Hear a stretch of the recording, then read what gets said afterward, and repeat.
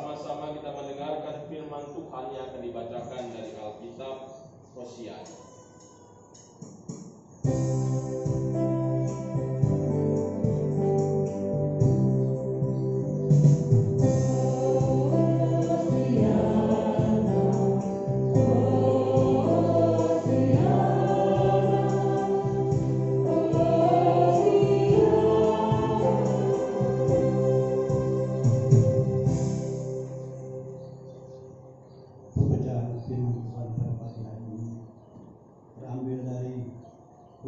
Filipi pasal 1 ayat 1 sampai yang ke-8.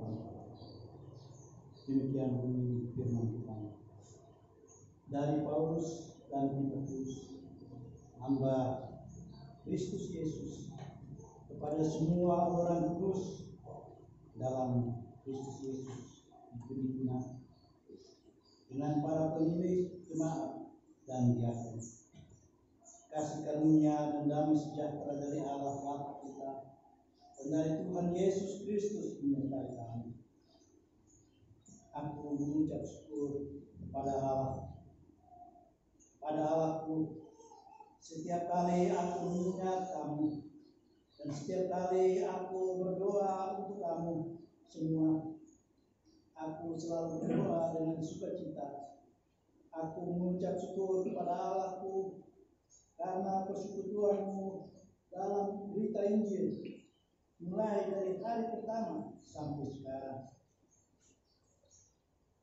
Akan hal ini aku meyakinkan sepenuhnya, yaitu Ia yang memulai pekerjaan yang baik di antara kamu akan meneruskannya sampai pada akhirnya pada hari Kristus Yesus. Memang sudah sepatutnya aku berpikir demikian akan kamu semua, sebab kamu ada di dalam hatiku, oleh karena kamu semua turut mendapat bagian dalam kasih karunia yang diberikan kepadaku, baik pada waktu aku dipenjarakan maupun pada waktu aku membela dan menyuguhkan berita Injil. Sebab Allah adalah saksiku betapa aku dengan kasih mesra Kristus Yesus merindukan kamu sekalian. Demikianlah pembacaan Alkitab. Hendaklah firman Tuhan dengan segala kekayaannya menetap di antara kamu, dan ucaplah syukur kepada Allah.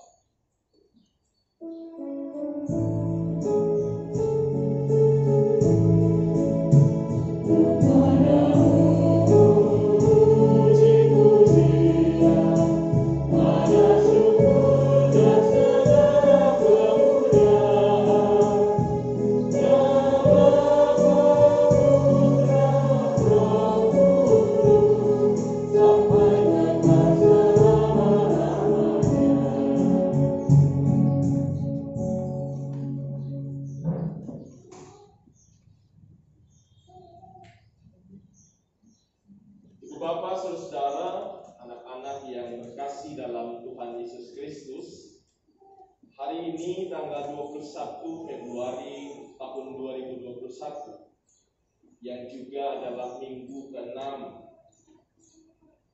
Prapaskah, kita kembali bersyukur karena diizinkan Tuhan berkumpul bersama-sama di rumah Tuhan ini.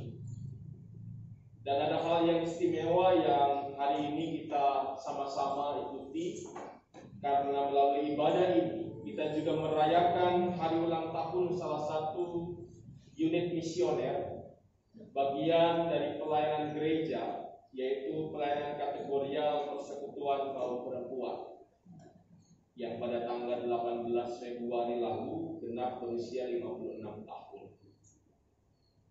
Kalau ukuran manusia, usia 56 ini tentunya sudah menjadi usia yang sangat matang.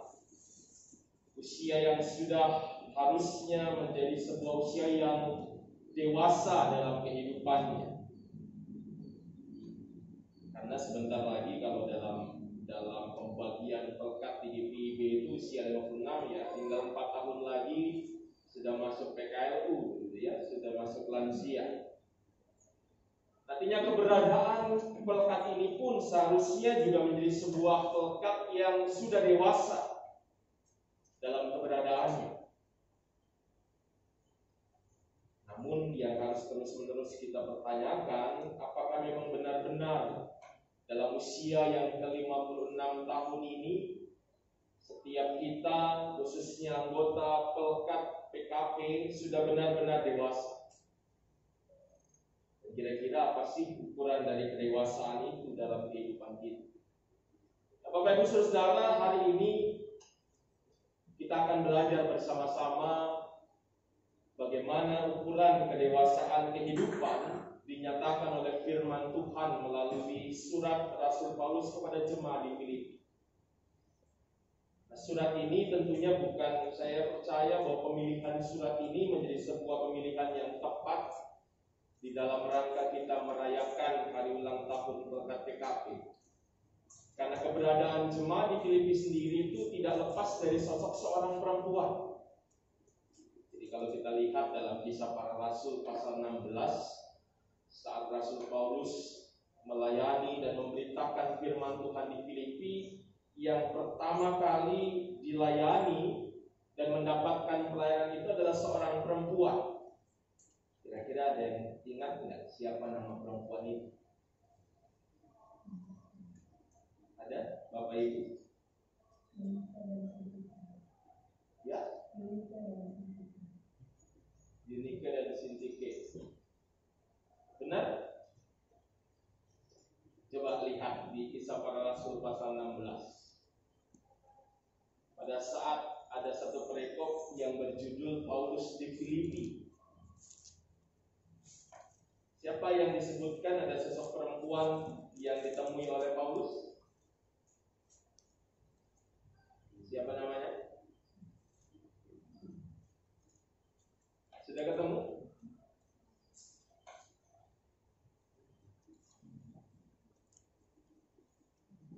Ada? Iya.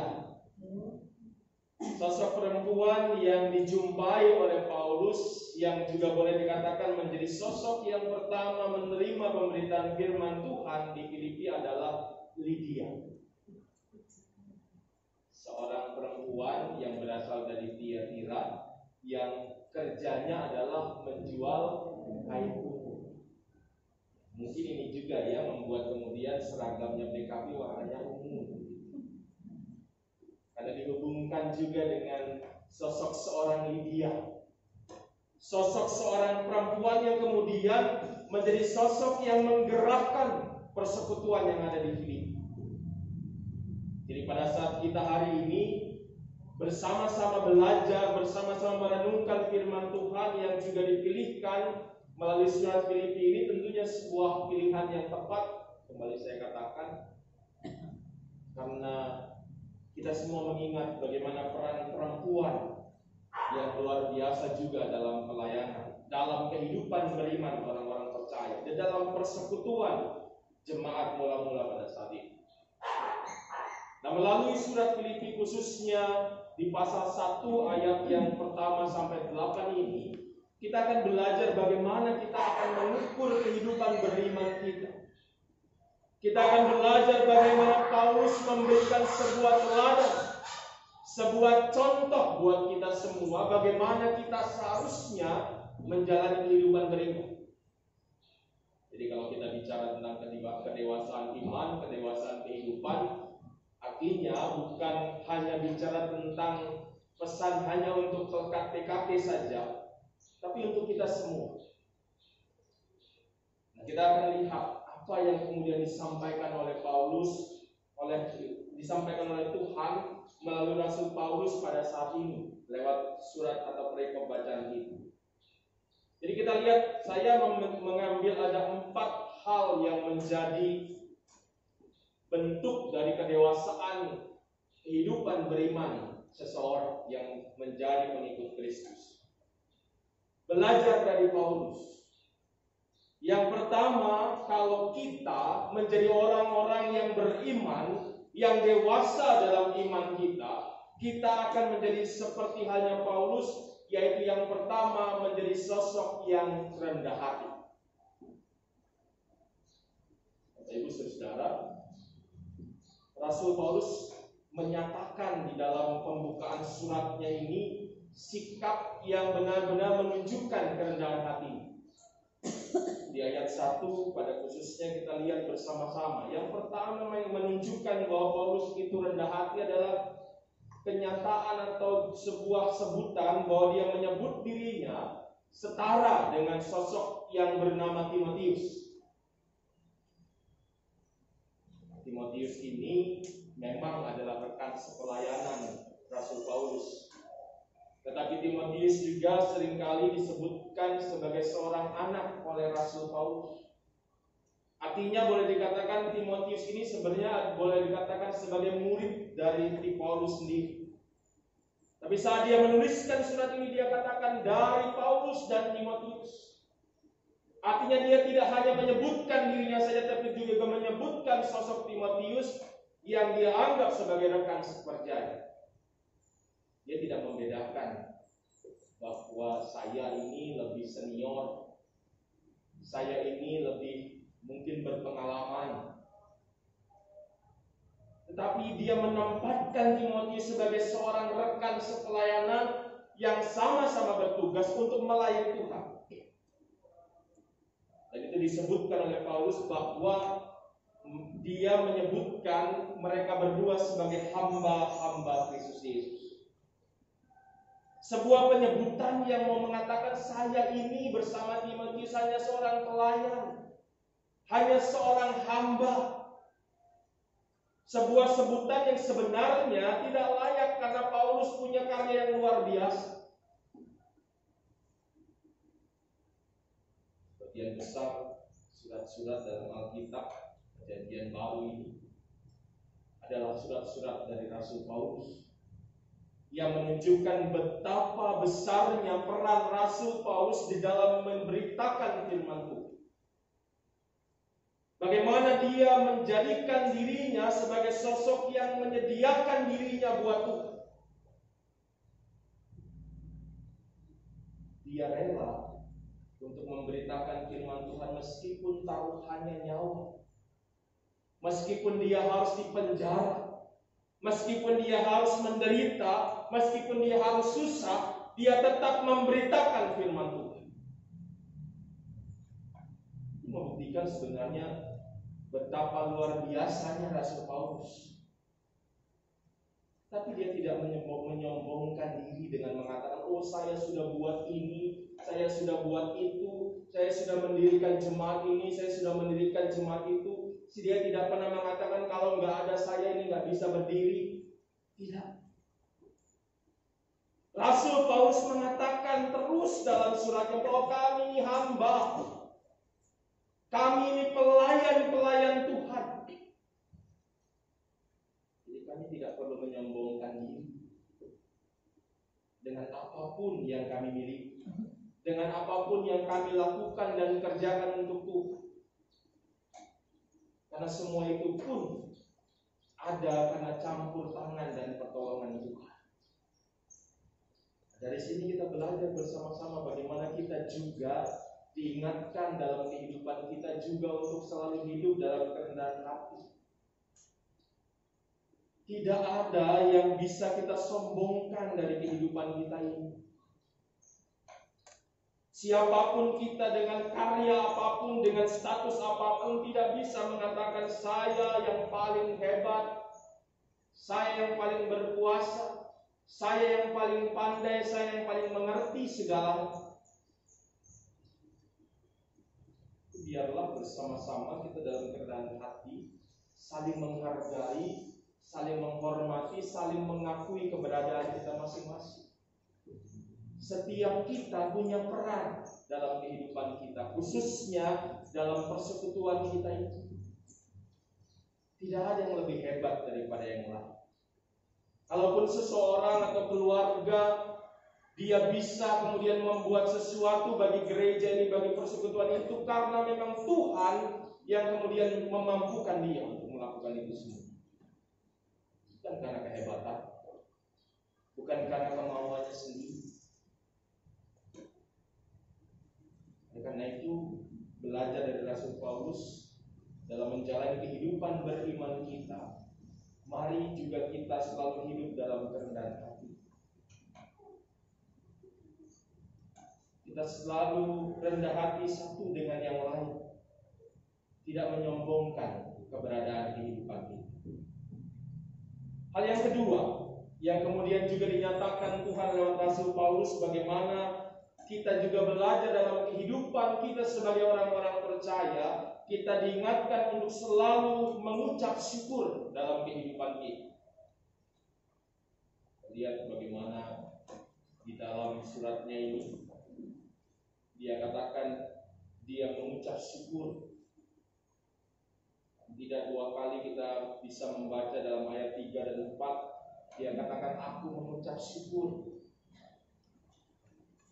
Dan dalam surat yang lain bisa kita lihat bagaimana Paulus juga selalu mengatakan mengucap syukurlah dalam segala hal. Ini sebuah pesan dari Rasul Paulus yang saat itu sedang ada dalam penjara. Jadi artinya Paulus mengajarkan kepada kita, kalau kita mau mengucap syukur, jangan waktu kita senang saja.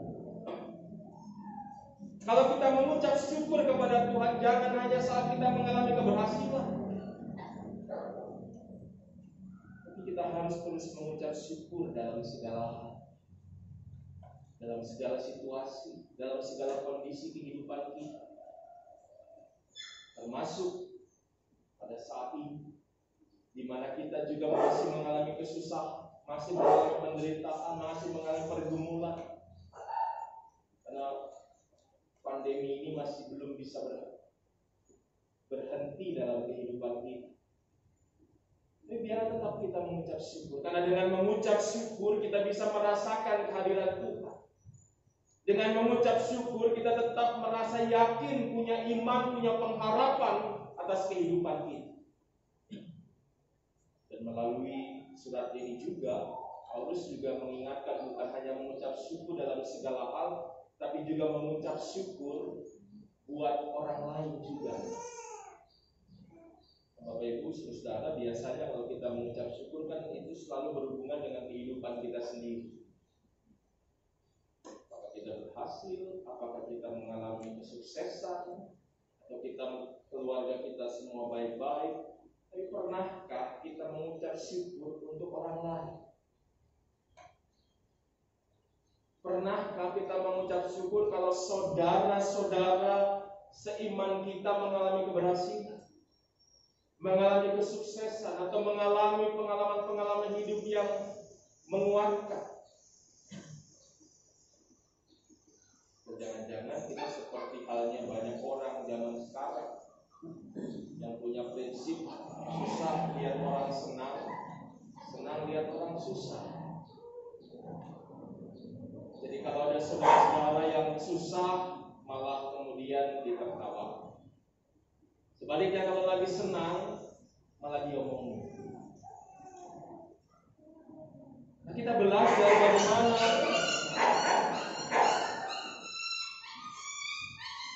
bagaimana rasa syukur yang kita miliki bukan hanya berhenti dengan kehidupan kita sendiri, dengan kehidupan keluarga, tetapi kita juga bersyukur kalau ada orang-orang di sekitar kita, tetangga kita, saudara kita mengalami hal yang baik dalam kehidupan mereka. Termasuk bersyukur atas keberadaan persekutuan kita. Tapi pernahkah kita bersyukur kalau kita ada dalam persekutuan ini? Pernahkah kita mensyukuri kalau Tuhan menempatkan kita di sini? Atau sebaliknya, kita malah menganggap ini sebagai sebuah beban, sebuah tantangan, pergumulan. Hari ini kita kembali diingatkan dalam kehidupan kita. Mari kita terus mengucap syukur atas apapun yang Tuhan izinkan terjadi dalam hidup ini. Kita percaya bahwa Tuhan tidak akan pernah meninggalkan kita. Tuhan selalu ada dan menguatkan kita. Sehingga dalam syukur dan sukacita itulah kita bisa melihat dan merasakan kehadiran Tuhan. Hal yang ketiga yang kita pelajari dari Rasul Paulus adalah kita diingatkan juga dalam kehidupan beriman kita untuk selalu hidup penuh kasih dan saling mengasihi satu dengan yang lain. Kita tahu kasih adalah pengajaran yang paling utama, hukum yang terutama, kata Alkitab. Dan Paulus memahami itu. Paulus mengerti betul bahwa sebagai pengikut Kristus dia harus hidup dalam kasih. Karena dengan jelas dikatakan kasih itu adalah hukum yang terutama. Jadi ajaran pokok kehidupan umat Kristen adalah kasih. Sehingga kita semua hidup harus saling mengasihi. Dan itu yang dinyatakan oleh Paulus dalam surat ini. Dia mengasihi jemaat di Filipi. Dia selalu merasa bahwa Filipi ada dalam hatinya. Meskipun sebenarnya Paulus tidak lama ada di Filipi. Paulus itu hanya sekitar 3 minggu di Filipi. Bahkan kehadirannya pun sebenarnya tidak diterima dengan baik oleh orang-orang Filipi. Tetapi kita lihat bagaimana Paulus tetap mengasihi mereka, tetap menyatakan kasih mereka, karena dia merasakan betul bahwa persekutuan ini adalah persekutuan yang baik, persekutuan yang boleh dikatakan persekutuan yang benar-benar menunjukkan bahwa mereka menyatakan kasih Tuhan. Jemaat ini adalah jemaat yang selalu menopang Paulus dalam pelayanannya. Sehingga Paulus selalu mengingat kebaikan mereka, mengingat kehidupan mereka, mensyukuri apapun yang terjadi dalam kehidupan jemaat ini sebagai bentuk kasih. Ini menjadi sebuah pelajaran buat kita. Bagaimana di tengah-tengah persekutuan yang kita miliki, kita juga harus terus-menerus hidup dalam kasih, sehingga kita bisa saling mengasihi satu dengan yang lain, bukan sebaliknya. Bukan iri hati dan kebencian yang kemudian menguasai kita. Saya bayangkan kalau kita semua dikuasai oleh kasih Tuhan, kita bisa saling mengasihi, kita tidak kemudian seringkali membicarakan orang lain atau kemudian melihat orang lain itu lebih rendah daripada kita. Saya percaya jemaat ini menjadi jemaat yang akan terus bertumbuh dengan baik. Karena itu marilah kita usahakan segala sesuatu dalam kehidupan kita ini, dalam persekutuan ini, supaya kita terus hidup di dalam kasih. Di dalam firman Tuhan yang mengingatkan kita menurut Rasul Paulus ini juga menguatkan kita dan mengingatkan kita untuk hidup dalam kasih. Orang yang mengasihi adalah orang yang peduli. Orang yang mengasihi adalah orang yang selalu mau melihat orang lain dan selalu menunjukkan perhatiannya kepada orang lain. Dan itu yang harus kita lakukan dalam persekutuan kita. Hiduplah di dalam kasih.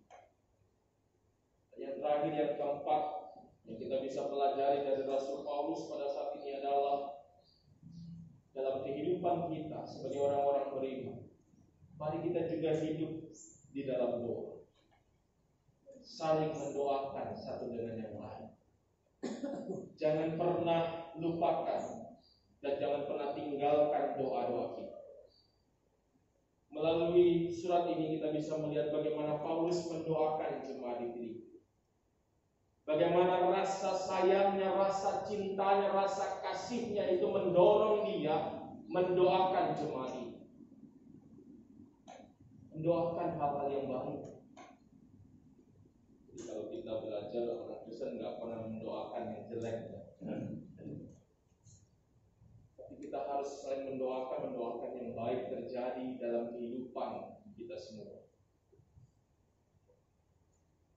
Dan dari sini juga kita belajar dalam kehidupan doa kita jangan hanya berdoa buat diri kita sendiri.